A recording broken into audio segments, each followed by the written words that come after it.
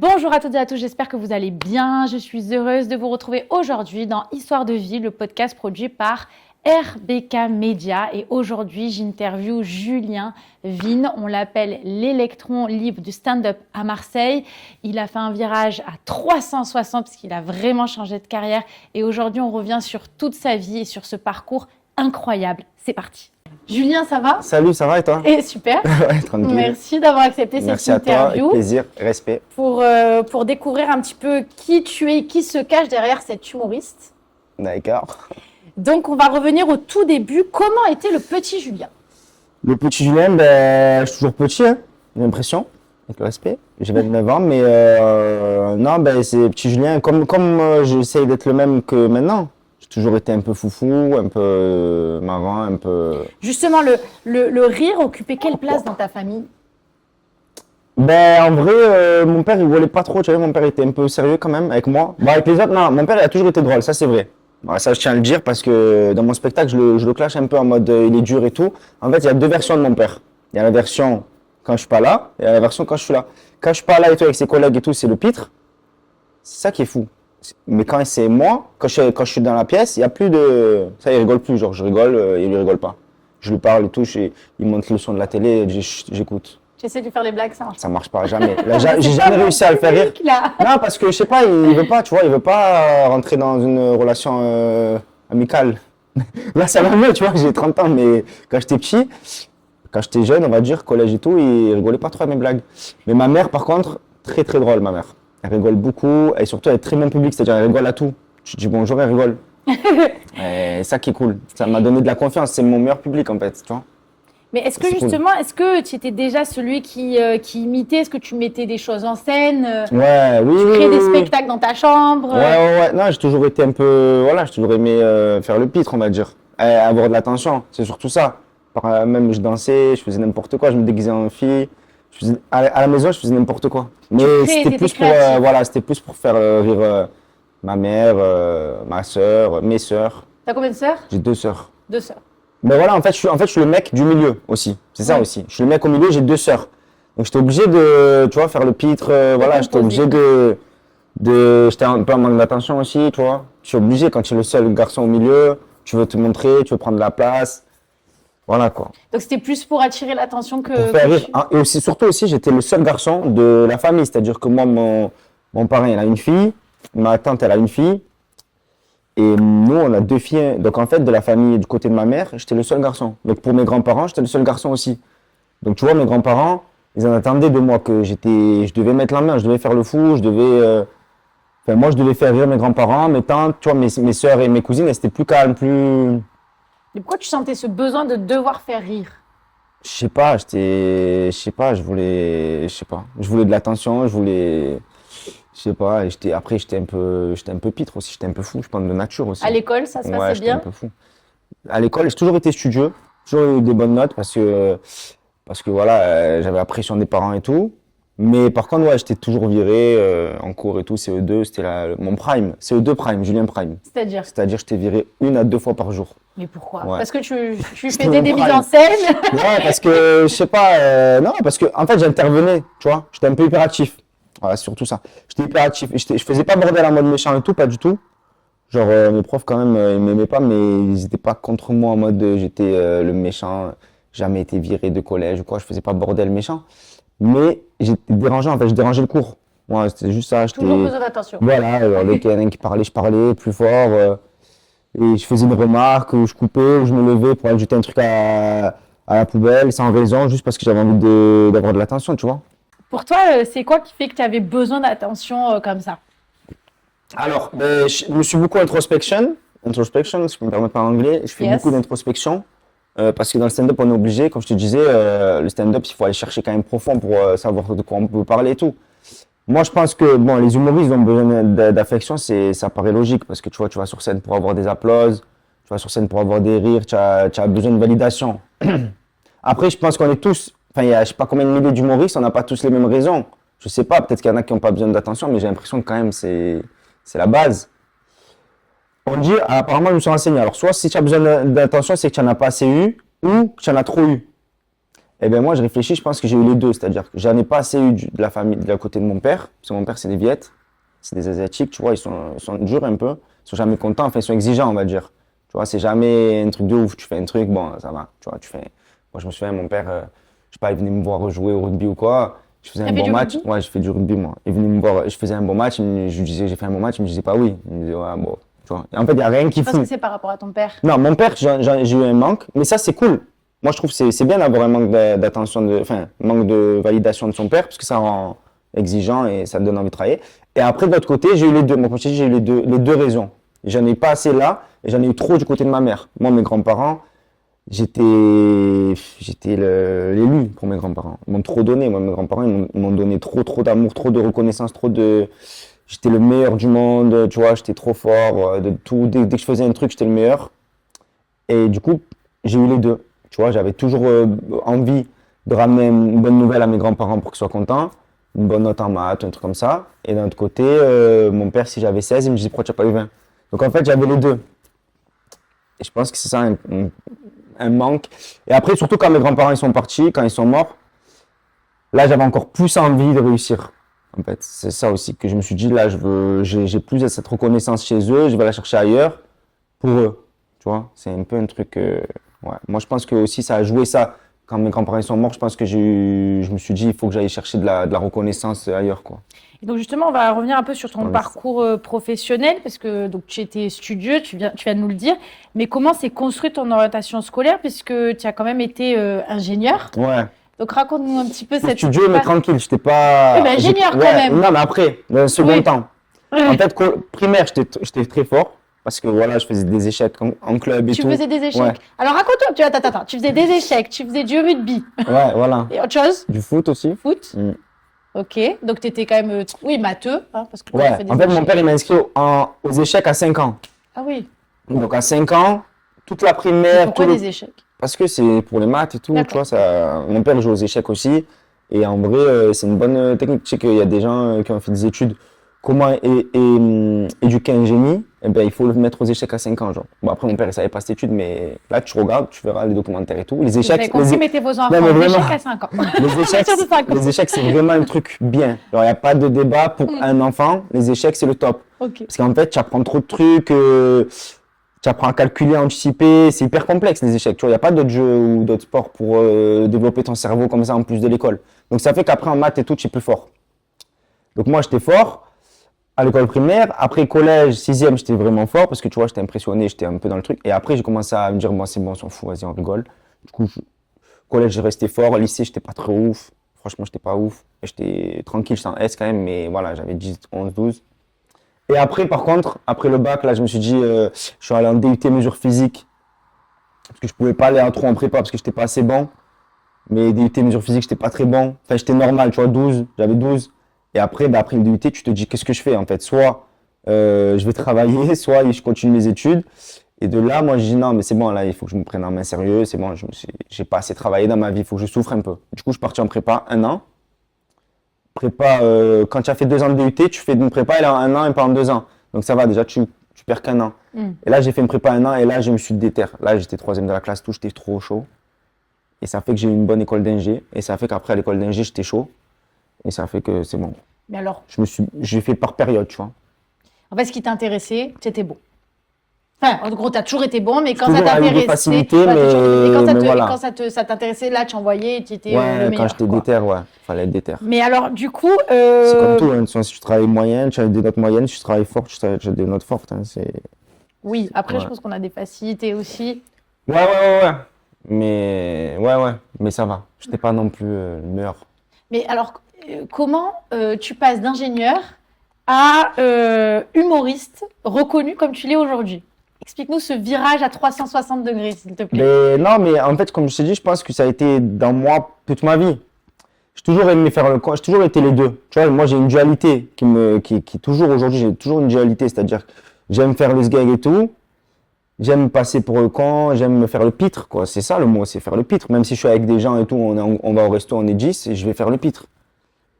Tu vois, il y a peut-être. Et moi, je me souviens même quand j'étais en colo, eh bien, j'avais dit je suis en première S et les gens ne me croyaient pas. Je dis non, sérieux, vas-y, tu es en quelle classe et tout. Genre, ils croyaient pas que j'étais en S, alors que ça va, c'est pas un truc de fou, tu vois. Mais tellement ils me prenaient pour un con, parce que je faisais le con. Mais maintenant, en fait, moi, j'ai toujours fait les deux. J'ai toujours été bon en maths, j'ai toujours été, voilà, intéressé par plein de trucs sérieux, tu vois, la science, la philo, tout ça, j'ai toujours été intéressé.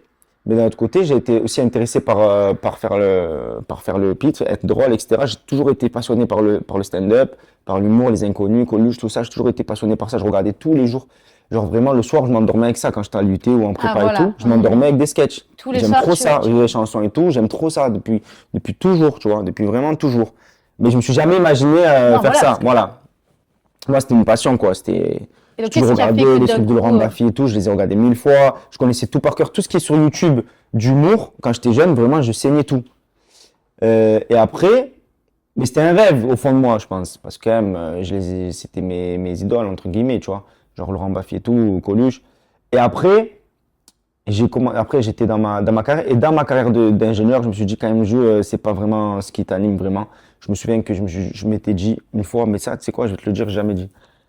Je savais que j'étais à côté, que je voulais pas vraiment faire ingénieur. Moi, je voulais avoir un métier d'image. Enfin, je voulais avoir un métier où je parle, où je fais des blagues, où voilà, un peu à la lumière.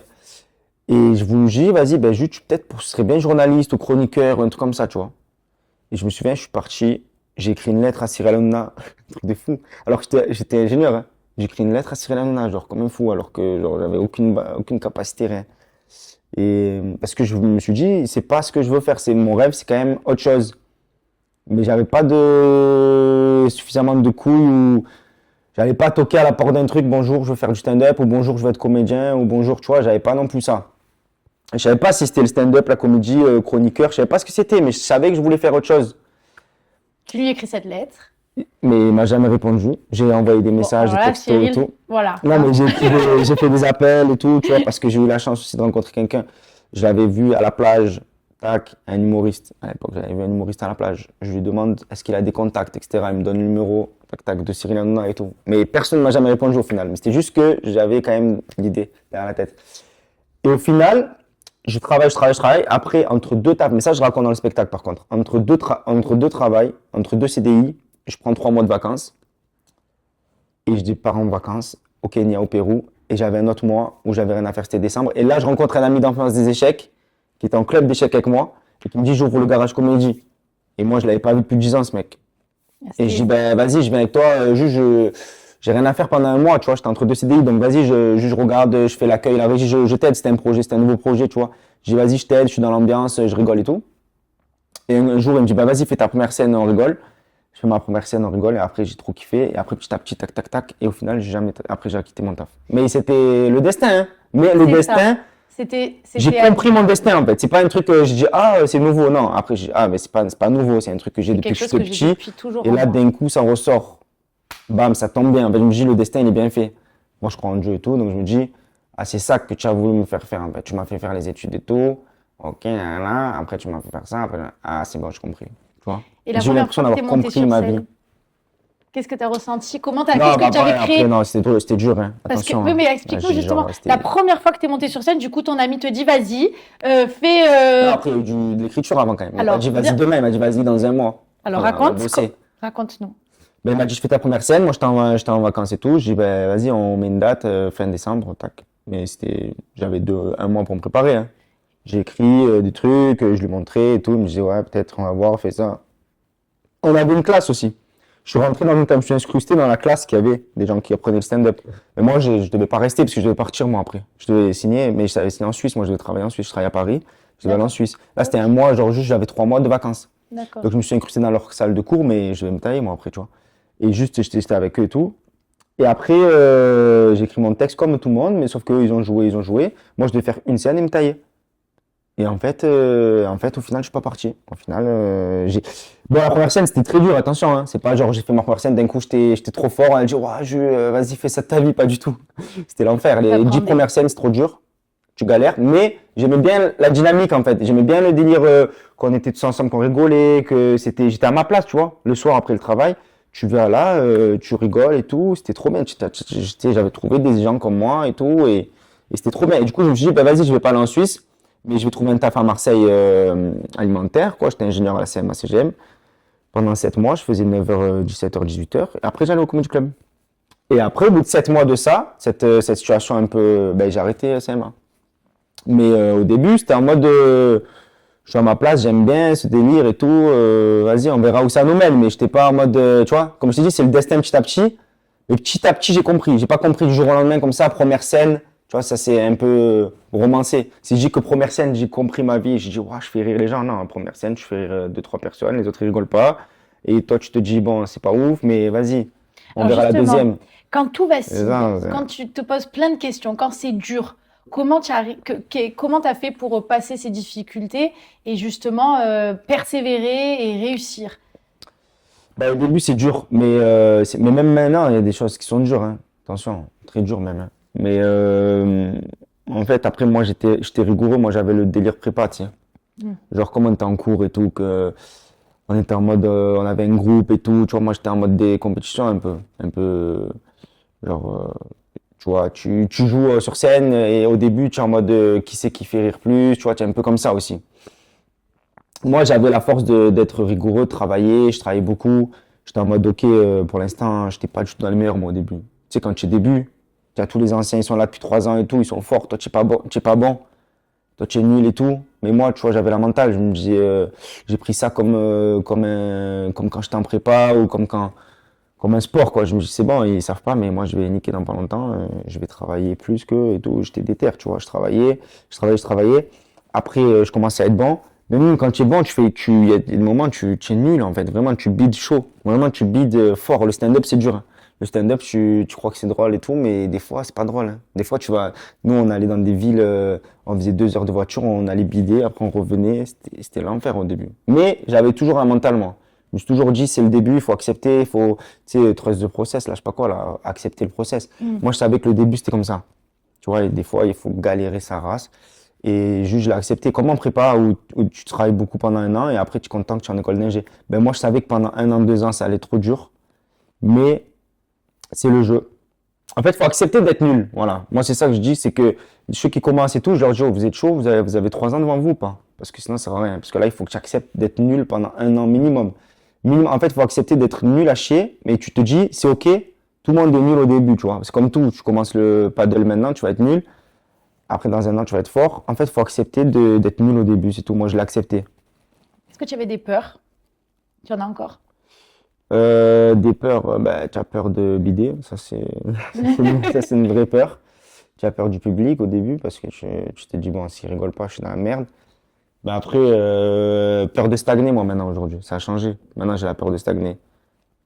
Tu vois, Et ça, pour ça, tes ça fait parents, peur, ça. pour tes parents, ce changement de carrière, j'imagine pour ton père, qui était du coup assez rigide, si je peux dire, avec toi. Vas-y, dis ce que tu veux. Non, Quand t'as mais pincette, un comment, blâme, t'inquiète, il a le sens co- de l'humour. comment il a pris que tu passes d'ingénieur à humoriste? Elle a mal pris, mais après, c'est son rôle, tu vois. Moi, tu vois, je suis pas du tout, parce que des fois, dans mon spectacle, tu vois, je dis, mon père, il était dur et tout. Genre, les gens, ils me disent, des fois, ils croient peut-être que, genre, mon père, tu vois, on a une relation difficile et tout. Pas du tout. Mon père se ressent, il y a pas de. Je suis très content d'avoir un père comme ça. Moi, je veux être comme ça avec mes enfants, je pense, tu vois. Des fois, on dit beaucoup, on fait le contraire de nos parents. Moi, je pense pas, je te jure, mon fils, il va me ramener un 15, je vais dire, pourquoi tu n'as pas eu 20? Normal. Mais en fait, il faut le pousser, tu vois. Après, il y en a, ils le prennent moins bien aussi, tu vois, tu sais pas. Toi, ça a été Moi, j'ai été prof productif. de maths. Ah, t'as été aussi prof de Non, maths? mais prof de maths particulier, c'est quand tu es en école Oui. d'ingé, tu donnes des cours de maths aux gens qui Un passent le couteau bac. suisse, Non, quoi. mais les gens qui passent le bac et tout. Ouais. Tu vois, on faisait ça pour se faire des sous un peu. D'accord. J'habitais à Paris et tout. Je fais ça. Et il y a des gens, tu vois, j'étais un peu dur avec eux, ça marchait pas.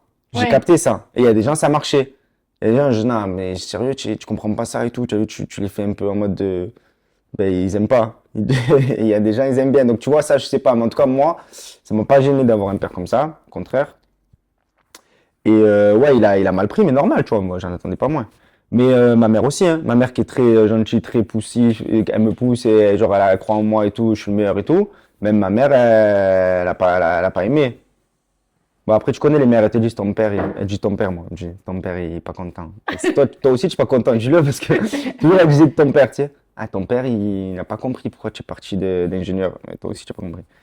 Bref, en fait, je suis parti d'ingénieur et je leur ai dit normal. Un jour au lendemain, je leur ai dit, bon, les gars, j'arrête le stand-up, j'arrête ingénieur, je fais le stand-up. C'est normal, ils sont choqués. Mais après, moi, je leur ai dit quoi? Je leur ai dit, faites-moi confiance. Je suis pas con. Si je fais ça, c'est pour une raison. Je suis pas fou. Donc, faites-moi confiance et vous allez voir. Et après, voilà, après moi. Pas forcément, ils m'ont soutenu, ils attendaient, quoi, c'est tout. Ils sont pas venus, ils ont pas acheté des places pour moi, pour me faire plaisir et tout, non. Ils ont attendu, ils m'ont fait confiance. Ils voyaient que je bossais, tu vois, parce que si tu vois ton fils, il te dit j'arrête ingénieur, il se réveille à 11h du matin, ben là, tu vas dire, il est fou ce mec. Moi, ils voyaient que je bossais, ils voyaient que je me levais tôt, ils voyaient que, voilà, j'étais dedans, j'étais déter, j'étais pas un fou. Donc, je pense que ça les a rassurés, et après, moi, maintenant, ils sont contents parce que maintenant, je fais le silo. Et encore, c'est pas fini. Mais je veux dire, je leur ai montré que j'étais déter, quoi. Que tu étais capable voilà. de réussir ce que tu voulais. Tu disais que tu avais un peu peur de stagner aujourd'hui. Ouais, à fond. Mais pourquoi tu as peur de ça? Bon, j'imagine que c'est un peu l'histoire aussi de la peur de la page blanche, comme les écrivains, non? Ça, c'est quelque chose qui est, quand tu dois créer, la peur de ne plus créer. Ouais. Mais qu'est-ce qui nourrit ta créativité? Moi, je me force. Moi, j'ai une vision scolaire aussi, tu vois. Genre, pour moi, c'est comme si j'allais à l'école le matin, je vais au Sunset, moi. Je vais au café. D'accord. Je me réveille, je vais au café. Il n'y a pas un matin où je dis, ouais, putain, j'ai pas d'idée, je reste dans mon lit et tout, en mode comme ça. Moi, je me force. Je me lève, je vais au café, je prends mon café, je prends mon stylo, j'ouvre la page, et voilà. Et après, tant j'écris de la merde, mais au moins j'écris. Des fois, j'écris de la merde, beaucoup. Et des fois, j'ai pas d'idée, des fois, j'ai... Comment tu t'inspires de la société, de comment tu construis un spectacle? Est-ce que c'est les gens autour de toi? Est-ce que c'est plutôt l'humain? Est-ce que tu t'inspires aussi d'autres comédiens? Qu'est-ce qui t'inspire? La nature? Ouais. Non, mais moi, je m'inspire beaucoup de l'introspection. Comme je t'ai dit, de la vie tous les jours. Bon, forcément, tu vois, j'ai des idées des fois, tu vois, je suis pas en train d'écrire. Des fois, genre, par exemple, là, si je vais venir en scooter quand on me coupe la route ou quoi, dans ma tête, je vais dire, ah ouais, ça, les gens qui coupent la route, ça met la haine et tout. Si je suis au feu rouge, je vais dans les notes, je note ça. Après, j'y reviendrai plus tard. Tu vois, des fois, je note des trucs qui m'arrivent dans la journée, je note. Tu vois, par exemple, si on parle d'un truc, peut-être ça va me donner une idée, je vais le noter. Tu vois, ce matin, je suis allé chez le docteur, j'ai accompagné. J'ai attendu 10 ans dans la salle d'attente. Peut-être que je vais faire un truc demain. Ouais, quand tu attends dans la salle d'attente, le petit pleure, machin. Bon, ça, c'est des trucs, c'est normal, on est humoriste, on parle de ce qu'on vit tous les jours, tu vois. Bon, ça, c'est des trucs que je note dans mon tel. Mais c'est pas forcément une chose que je mets dans le spectacle. Moi, pour moi, le spectacle d'une heure, tu vois, ça, c'est des trucs que je fais en vidéo, par exemple. Tu vois, les trucs en vidéo où tout le monde se reconnaît. Mais moi, dans mon spectacle d'une heure, c'est plus d'introspection. C'est plus, qu'est-ce que j'ai envie de dire. Si j'ai une heure, quand même, avec un micro devant des gens, qu'est-ce que j'ai envie de faire passer? Pour moi, l'humour, je le vois, tu vois, mon préféré, c'est Coluche. C'est pas forcément le plus drôle, mais c'est celui qui allait avec un message. Moi, pour moi, tu as une heure, tu es obligé de parler, de transmettre, voilà.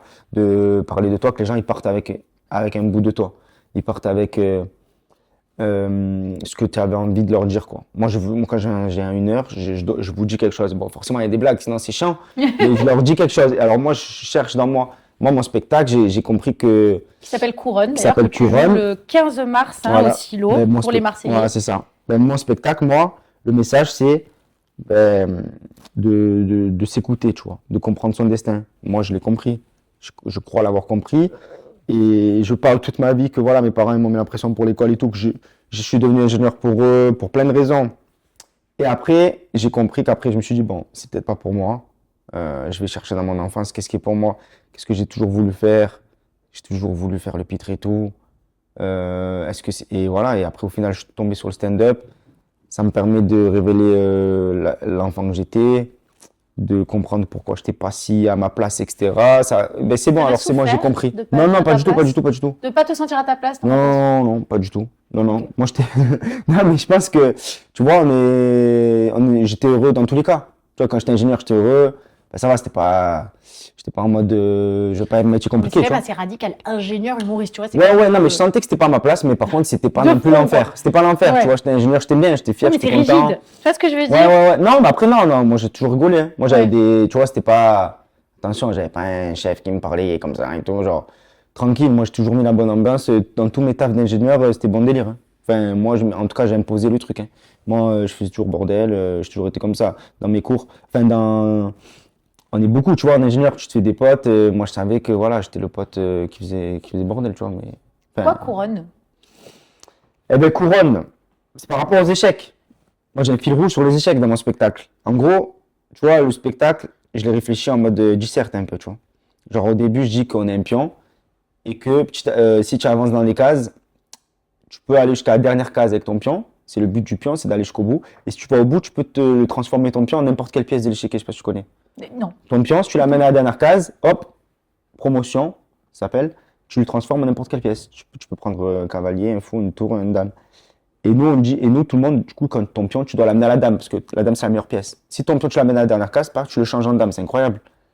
Et ben moi, je disais que mon père, c'était ça, l'image, c'était que moi, j'étais un pion et je devais revenir avec la couronne. La couronne, c'est celle qu'a la dame, hein, c'est la dame. Donc, je devais devenir une dame. Je devais devenir la meilleure pièce. Donc, la voie royale, tout ça, pour moi, faire ça, avancer dans les cases, c'est faire S, école d'ingénieur, prépa, travailler, avoir un bon poste, tac, tac. C'était ça, la couronne pour moi. C'était le chemin, la voie royale. Et après, en fait, au moment où je suis arrivé, que j'ai été diplômé, que que j'ai fait 1 an et demi de travail, et que je suis bon, juste, ça y est, c'est le moment, tu es un pion, tu vas choisir ta pièce. Et bien là, en fait, je dis non, finalement, je veux pas la dame, je veux pas la couronne, je prends le fou. Je veux une vie plus folle. Tu vois? Et c'est ça que je dis dans mon spectacle. Mais tout le long, tu le comprends pas. Tu vois, là, j'ai spoilé et tout, mais tout le long, tu comprends pas. Tout le long, tu te dis, bon, est-ce qu'il va arriver? Est-ce qu'il va arriver à être ingénieur? Est-ce qu'il va arriver à avoir un bon taf? Est-ce qu'il va arriver, tac, tac. Tu me suis, en fait, tu grandis avec moi. Et après, au final, tu comprends tout, en fait. Tu comprends qu'en fait, quand je faisais bordel quand j'étais petit, ben, c'était parce que je voulais le fou, quoi, plus tard. Bien sûr. Voilà. Et, c'est ça l'histoire, quoi. Et les Elle cheveux est bien, cette bleus, histoire, quand même. oui, elle est bien, elle est belle. Et les cheveux bleus, tu les as toujours eu bleus ou Non, pourquoi pas du tout, bleu? pas du tout, pas du tout. Bleu Non, non, tu non, comptes non, changer non. de couleur? Non, non, mais bleu, c'est commercial. C'est marketing. Et tu vas changer de couleur ou pas? Violet? Non, jamais de la vie. Non, bleu, Mais en fait, bleu, c'était pour être identifié à Marseille. Voilà, identifiable. C'était marketing, parce qu'au début, tu vois, il faut se différencier. D'accord. Mais c'est à partir de quand? C'est quand tu es devenu C'est quand j'ai commencé mon spectacle, il y a 2 ans. En fait, les 2 premières années, tu vois, tu n'as pas de spectacle. Juste, tu travailles dans les comédie clubs, tu fais des 5 minutes, tu sais d'être drôle et tout. Et après, une fois que tu lances ton spectacle tout seul, d'une heure où il n'y a que toi, ben là, il faut un peu de marketing parce que tu vois, il faut mettre ton affiche, il faut que les gens ils payent pour te voir qu'à toi. C'est pas ils vont au comédie club et ils savent pas qu'ils vont voir. Là, si tu vends ton spectacle, il faut qu'ils viennent pour toi. Donc moi, je dis, ben, il me faut un truc pour que je me différencie, tu vois. Parce que des fois, tu es inconnu au bataillon, tu mets ton affiche, Julien Vigne, couronne, ça me bat les couilles en fait, tu vois. Alors que moi, j'avais les cheveux bleus. Les gens ils me voyaient en vidéo avec les cheveux bleus, paf, ils tombaient sur l'affiche. Ah ouais, c'est le mec qui fait le Marseillais, l'humoriste, tac, tac, ça va plus vite. Bleu par rapport à l'OM. Bleu par rapport à ouais, c'est ça. Allez, l'OM. T'as compris. Qu'est-ce que tu ressens quand tu montes sur scène aujourd'hui? Ben là, c'est bon, là. Aujourd'hui, je me sens chez moi, quoi. Je me sens à ma place. Tu vois, je suis chez moi, je suis avec des gens, avec mes collègues. Enfin, pour moi, le public, ça y est, c'est devenu mes potes, tu vois. Mais tu ressens. Avant, c'était la guerre. Avant, le public, c'est ton ennemi. Mais maintenant, ça y est, maintenant, je suis chez moi et c'est mes collègues. Je marche pas, je m'en fous, en fait. Tu vois, je suis chez moi, je suis sur scène. C'est comme si j'étais sur mon canapé, tu vois. Ça, c'est cool. Et donc, bon, ben, l'humour, c'est au cœur, bien sûr, de tout ce que tu fais. Mais qu'est-ce que ça représente pour toi, profondément, l'humour? Quelle est la puissance de l'humour, selon toi, sur l'être humain et dans la société? Ben ouais, ben grosse place, hein. L'humour, il est tout le temps, il est partout. Il est partout. Et moi, je pense que c'est pour ça que je disais tout à l'heure, moi, je pense que l'humour, ça doit être un outil pour faire passer des messages. Tu vois, après, il y a des spectacles, il y a vraiment que de l'humour, c'est que des blagues. Pour moi, c'est pas ce que j'aime. Moi, j'aime le spectacle de Coluche, j'aime le spectacle de Panayotis, j'aime mon spectacle. C'est des spectacles où tu ressors avec quelque chose quand même. Même si c'est pas un message révolutionnaire, moi, ce que je dis, c'est pas genre un truc de fou. Mais en tout cas, peut-être qu'il y a quelqu'un dans la salle, il y en a quelques-uns qui vont se dire, ben moi aussi, je me sens pas à ma place peut-être et il faut que peut-être que je fasse des choix, que je prenne des risques et peut-être ça va me servir. Ou tu vois, peut-être une mère que son fils il a fait 8 ans d'études, au final il va ouvrir un food truck en Australie, qu'elle comprend pas, mais peut-être elle dit bah ça y est, j'ai compris, je vais m'expliquer en fait, tu vois. Peut-être qu'il avait ça au fond de lui. Moi je veux juste aider à comprendre cette réflexion, quoi. Moi j'ai une réflexion, voilà. Et justement, quel conseil tu donnerais à celles et ceux qui doutent, qui veulent changer de vie, de parcours de vie, et là ils sont entre deux, tu vois, ils savent pas trop.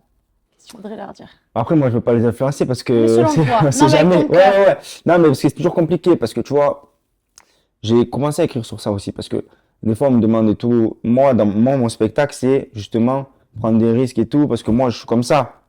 Tu vois, je vais pas dire à tout le monde, prenez le fou dans votre vie. Voilà, choisissez le côté artistique et tout. Peut-être qu'ils vont se planter, peut-être ils vont être malheureux, peut-être ils vont faire 6 ans de stand-up et moi jamais percer, parce qu'il y en a aussi. Tu vois, moi, j'estime que ça va un peu, mais j'ai pas percé non plus, tu vois. Il y en a, ils n'y arrivent pas du tout et voilà. Mais c'est des choses basiques. Si j'ai des conseils à donner, c'est basique. C'est déjà, premièrement, faire ce que tu as envie de faire. Parce que moi, c'est ce que j'avais envie, mais peut-être que toi, c'est pas ce que tu as vraiment envie. Peut-être que tu te dis, ce serait cool que je sois connu et tout, mais est-ce que j'en ai vraiment envie? Parce que moi, tu vois, j'ai parlé avec un humoriste qui me dit, on m'a proposé un gros, parce que souvent, les humoristes, ils finissent aussi dans l'industrie de l'humour, parce que tu pas forcément percer de toi tout seul, mais peut-être tu vas être producteur ou gérer un comédie club, tout ça. Moi, j'ai un collègue qui m'a dit, on m'a proposé d'être directeur d'un comédie club, mais je sais pas si je mets ma carrière en avant ou pas, parce que sinon, ça veut dire que je fais un croix un peu sur ma carrière. Je lui dis, est-ce que c'est vraiment ta passion, le stand-up, en fait? Est-ce que c'est vraiment est-ce que tu veux galérer? Est-ce que tu aimes galérer? Tu le ferais gratuit? Ça, c'est une bonne question. Est-ce que tu le ferais gratuit pendant 2 ans? Est-ce que tu aimes pas que le côté beau? Est-ce que tu aimes le côté aussi galère? Est-ce que tu es prêt à, par passion, souffrir, tu vois? Donc ça, se poser vraiment la question. Est-ce que c'est vraiment ce que je veux faire depuis que je suis petit? Est-ce que c'est ancré en moi ou est-ce que c'est juste un petit kiff? Ça. Et si c'est le cas, si c'est le cas, par contre, il faut se tuer. Il faut travailler beaucoup et il faut accepter d'être nul. Et il faut, tu vois, moi, c'est ça que je veux persévérer, quoi, à fond. Moi, j'aime beaucoup les citations. Ça m'a aidé, moi, beaucoup de citations d'Denzel Washington et tout, des trucs comme ça. Et moi, ça m'a beaucoup aidé parce que je me suis dit, bon, ben, si c'est, tu vois, il y a des citations en mode des trucs simples. Moi, c'est des trucs simples qui marchent. Mais par exemple, Denzel, il dit, hard work works. Ça veut dire le travail dur marche, fonctionne. Bon, ben, si je te dis, bon, si ça fonctionne, il y a peut-être d'autres choses qui fonctionnent. Mais si ça fonctionne, alors je vais le faire, tu vois, si c'est sûr que ça fonctionne. Tu vois, il te dit ça. Il te dit, ceux qui travaillent dur, c'est ceux qui réussissent. Bon, des trucs faciles. Mais en fait, si tu dis, si ça marche, si je le fais pas, c'est bizarre un peu. Tu vois, il faut que je fasse ce qui marche. Et aussi, il y a une autre citation que j'aime bien, c'est to get something you never have, you have to do something you never did. You have to do something you never did. Ça veut dire, pour faire quelque chose que tu n'as jamais eu, tu dois faire quelque chose que tu n'as jamais fait. Et moi, j'avais jamais eu ce délire de l'artiste de réussite, voilà, un peu folle. Alors, mais du coup, pour avoir ça, fallait pas que je fasse ce que j'ai déjà fait, parce que ce que j'ai déjà fait m'a amené à pas ça, m'a amené à avoir une carrière bon classique et tout. Mais si je veux un truc que j'ai jamais eu, faut que je fasse un truc que j'ai jamais fait, c'est-à-dire prendre beaucoup plus de risques, travailler différemment, je sais pas, m'organiser. Tu vois, en fait, il faut accepter de tout changer pour la personne que tu veux être plus tard. Mais voilà, je conseille.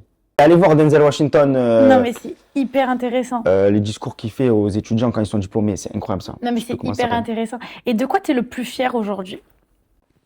Je suis pas fier encore, hein. Malheureusement, j'ai toujours la mentalité viette. Hein. Moi, je suis toujours pas fier. Pour moi, je suis pas arrivé encore où je veux aller. Où tu veux aller?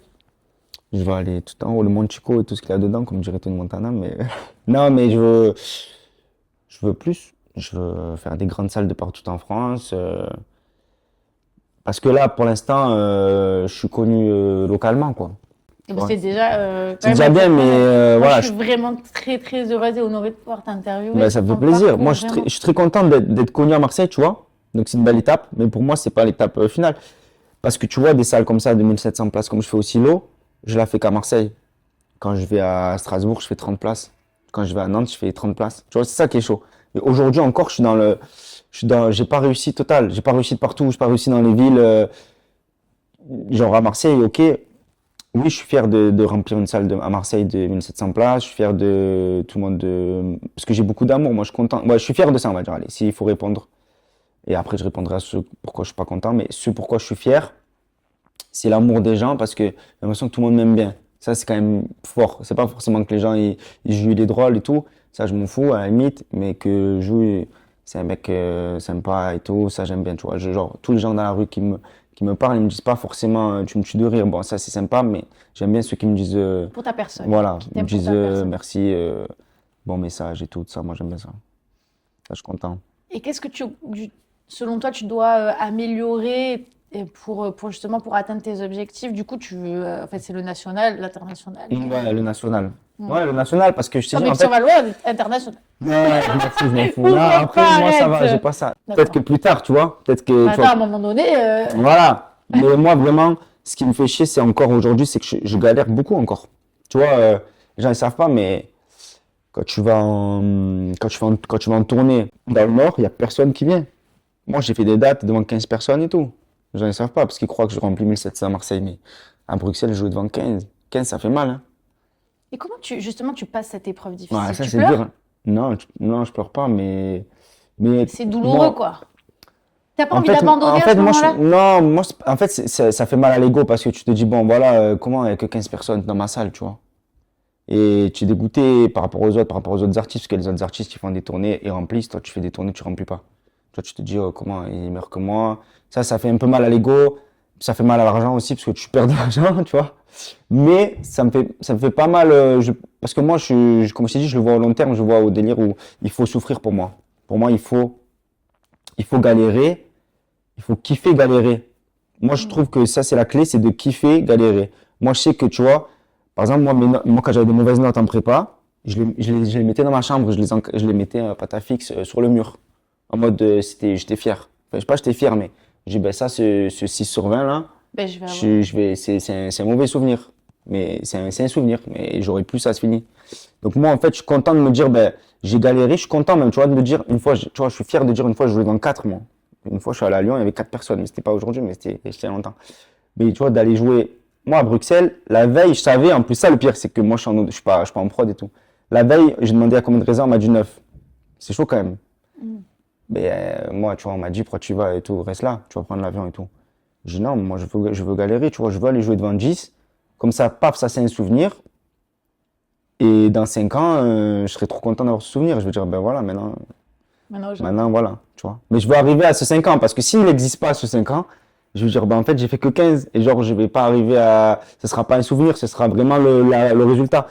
C'est pour ça, en fait, soit ça te donne motivation pour la suite, mais il faut qu'il y ait la suite. C'est pour ça que je suis pas content. Parce que j'attends la suite. Parce que là, pour moi, c'est juste mon 6 sur 20, quoi. J'ai pas eu encore le C'est diplôme. le passage Ouais, là, je suis au obligatoire. passage. Là, je suis au moyen. Je suis au moyen. Mais si on se reparle dans 5 ans, peut-être que Ouais. je serai pas là. Mais là, je suis au moyen. Je suis vraiment en carrière médium d'un stand-upper. Pour Marseille, c'est bien, mais pas pour, enfin, national, je suis pas encore je suis pas où il faut. En tout cas, moi, je sais que tu vas y Ouais. arriver et on te le souhaite. Ben, j'espère, merci. J'aimerais te poser une dernière question. RBK Media, vraiment, c'est beaucoup axé autour de la résilience. Et c'est quoi pour toi la résilience? Bah après, moi, je suis croyant aussi, hein. Ça, je sais pas si on l'a dit. Tu Moi, as je, dit vite fait. moi, je crois en Dieu. Donc, ça veut T'as la dire, foi. j'ai la foi. Donc, ça veut dire, je crois que Dieu, je suis persuadé que Dieu m'a fait une belle vie. Tu vois, qui veut mon bien. Donc, tout ce qui m'arrive, je suis serein, quoi. Je veux pas me dire, putain, je vais mal finir, ma carrière elle va s'effondrer, dans 5 ans, je suis à la rue et tout ça, je l'imagine même pas. Parce que pour moi, Dieu, il est pas méchant, il va pas me faire une vie de merde, tu vois. Donc, moi, je sais que tout ce qui m'arrive de pas bien, ou de galère, ou de chiant, c'est pas grave. Alors, c'est comme ça. La suite, elle sera. S'il y a ça, c'est pour une raison. Je suis toujours comme ça, moi. Je suis C'est d'accord. pour Tout une ce qui arrive, raison. c'est pour le bien. Tout ce qui arrive, c'est pour une raison. Là, je ne le vois pas tout de suite. Tu vois, faire 15 à Bruxelles, je le vois pas. Mais peut-être que ce 15 à Bruxelles, il m'a formé parce que j'ai trouvé 2-3 blagues mieux que j'aurais pas trouvé s'il y avait 100, j'aurais été dans la facilité.